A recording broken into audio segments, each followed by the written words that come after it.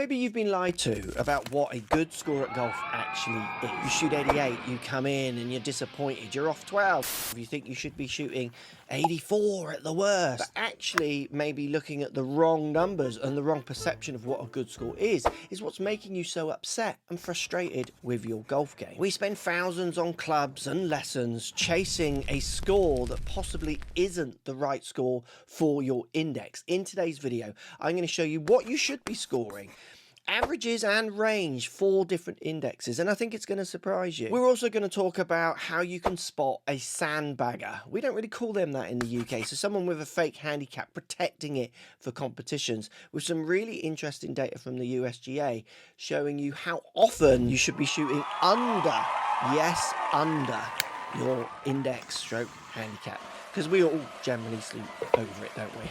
Think you're underperforming? You're probably just normal. Let's take a look at what golfers actually average. So the biggest source of frustration in golf is the handicap gap. Most golfers think that they have 15 handicap, that they should shoot 87 on a par 72 course every time. The truth, your handicap is a measurement of your potential. It's not your average. On average, most golfers are 3 to 6 strokes higher than their handicap index every single day. So based on a par 72 course, these are the real numbers. So a golfer's average score is consistently 3 to 5 strokes higher than their handicap index. Scratch golfers, so even scratch golfers, good players, they don't shoot level par typically when they play, with an average score of 74.6 and their typical range between 72 and 77. A 25 index golfer has a typical score of up to 107 with average score of 98.6. This suggests breaking 100 for those golfers is a significantly good achievement. But what's interesting from this graph, the typical ranges of scores expands as the handicap index increases, showing that higher handicap golfers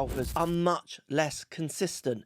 The lower the index gets, the more consistent, the less derailings the golfer has. So the low handicapper, say a 5 index, they have a variance of around 10 strokes. The mid to high handicapper, 25 index, has a 16 stroke variance. I think for lots of golfers, these numbers are going to be slightly eye-watering. And maybe it's time we stop beating ourselves up when we play this very tough game and start enjoying lots of the good scores we actually are having. But remember, shooting 90 at your local course isn't quite the same as shooting 90 at somewhere like Pebble Beach, for many reasons. To really understand your score, you have to look at 2 numbers on the scorecard. You have to look at course rating and you have to look at slope. And I know this bores a lot of people. Bear with me, I've broken it down to try and make it as simple as possible. So think of course rating like this. You're a professional chef making a fancy 5-course meal. The rating is the exact number of minutes it will take a professional chef to complete that meal. So if the rating of the course is 75, a professional chef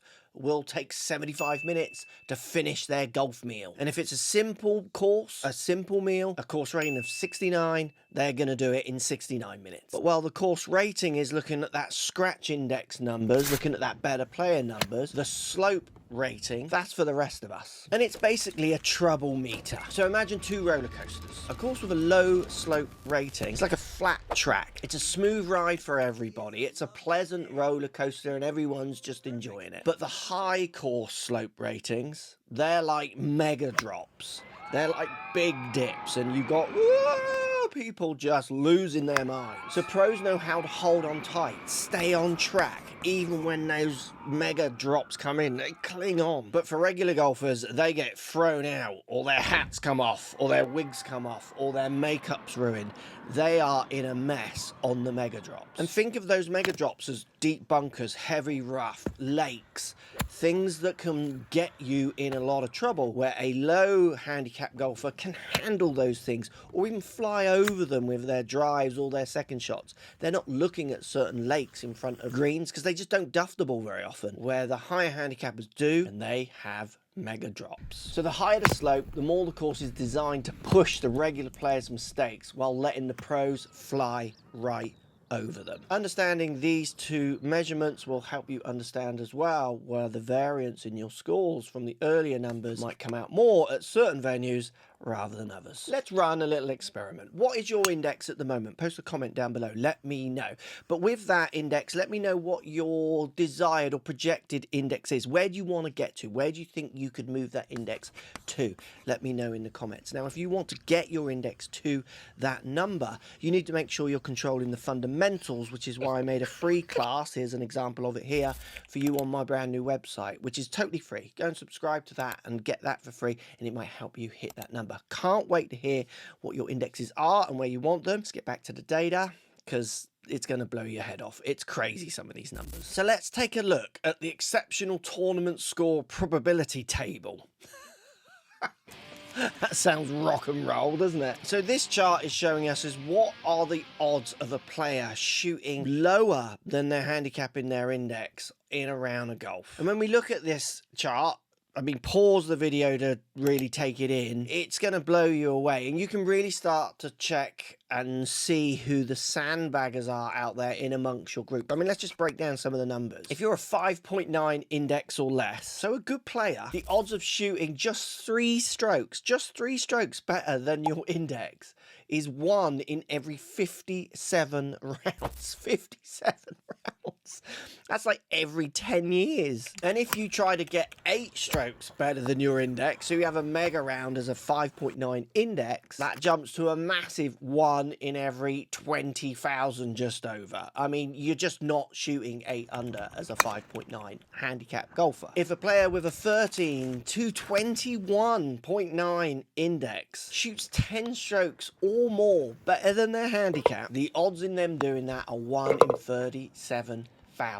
Yep, 1 in 37,000. So if you've got people in your club who are constantly shooting low scores in competitions, and for some reason they just come good always in competitions, pause this video, save this chart, put it on your phone and show them, and you will be onto them. This chart's eye-opening. I mean, it's eye-watering and eye-opening, and hopefully puts into perspective just how tough this game is and just how you need to give yourself a wider berth when it comes to beating yourself up on the golf course. Stop chasing perfection, start chasing holding on to those mega drops on that roller coaster. Now, if you want to find out how to actually improve your golf swing to try and help your index improve, this video here is really going to help you out.